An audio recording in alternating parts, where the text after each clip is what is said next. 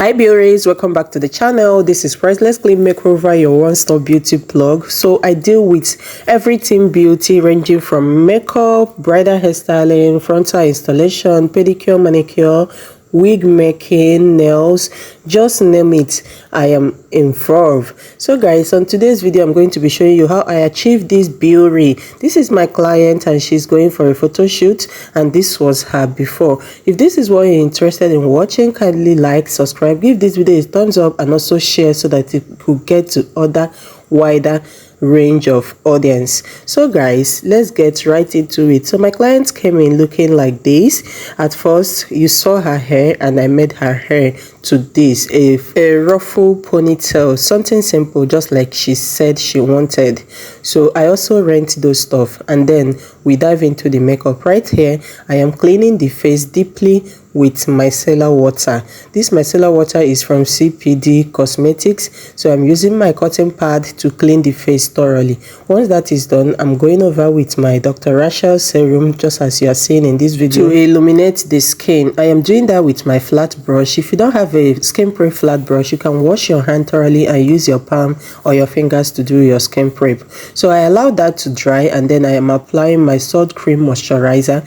You apply all over the face just as I did with the serum, and then allow it to dry. Every product you apply during skin prep must dry first before you apply the next one. That's the secret of getting the skin prep steps right.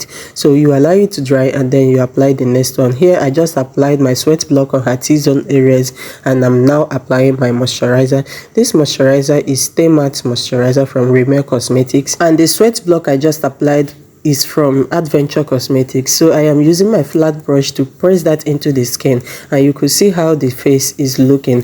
After that, I mixed my foundation to get her exact skin, and I'm using my flat brush to apply it on the skin first before using my beauty sponge to damp that into the skin. As you can see, the skin is already skinning. So when you're applying your makeup, you make sure that the foundation matches with your skin exactly. So right now I am doing my highlight. For this highlight, I use a 2-shade lighter pro concealer to highlight the skin, the forehead, under the eyes, bridge of the nose, cupid bow, and the jaw. Then I'm applying my cream blush. For this cream blush, I'm using my Avo lip stain, the red Avo lip stain, to apply my blush. I did that on the cheekbone and then a little bit on the tip of the nose. Blend that in, and then move over to the nose contour. For the nose contour, I am using a 2-shade darker foundation shade to do the nose contour, and I did not do her cheek contour because of some reasons. She doesn't like it. Then I went ahead to preset the face using my Sacha Buttercup setting powder, and after presetting the highlighted areas, I bake the rest of the face using my Bicham Panda palette, and then spread the face, allow it to sink in, and then reset again and did my reverse contour. Right here I am outlining the brows. As you can see, the brows is already browsing. For the brows, I use my Million Pauline gel liner to outline and draw the brows, and then I am concealing the brows with the same pro concealer I use in highlighting the face, so that the face will be looking evenly. After that, I bake the concealer and then move over to eyeshadow application. The eyeshadow base I use here is from Ben White Cosmetics, and then apply that, blend that in as you can see from the video, and then apply a little bit of baby pink eyeshadow on the inner corner of the eyes, and then use a mixture of black brown eyeshadow and to apply on the contour area. And then after that, I blend that in very well to remove harsh lines or demarcations, and then fix the lash and fill her waterline with the same gel liner I use for the brows.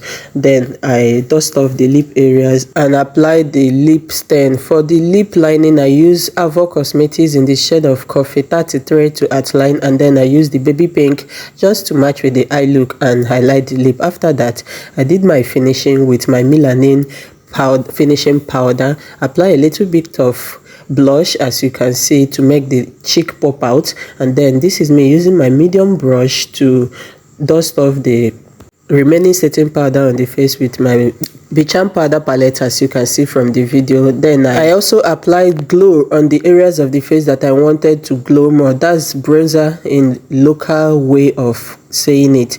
And then I also glossed the lip, as you are seeing in the video. And after glossing the lip, I blended the skin very well. The gloss I use here is Kiss Me More Clear Lip Gloss. It's giving melanin popping. Right here I am spreading the face to make sure that the whole makeup sink in and marries each other. And voila, this is how the makeup turns out. It's giving melanin popping. At this point, let me know what you think about this glam. Would you be trying it? And also, how did I do? Hope I did well with this client's makeup, photo shoot makeup. And then she rented the earrings you are seeing her wear on this video, and I also do rentals. So I am a makeup artist based in Aba, Abia State. If you are seeing this, if this is the first time of seeing my video, please support a sister's hustle by liking this video, subscribing, hitting the notification button, and also by sharing so that it gets to wider audience. So guys, I will be calling it a quit, and the client really loved her makeup. She was so happy. I gave her what she ordered, it was what she got, and she'll be going for her photo shoot moving forward. A big shout out to my subscribers. You guys already know I love you. So let me know what you think about this glam. How did I do? Would you be trying this look? Bye guys, and see you in my next one.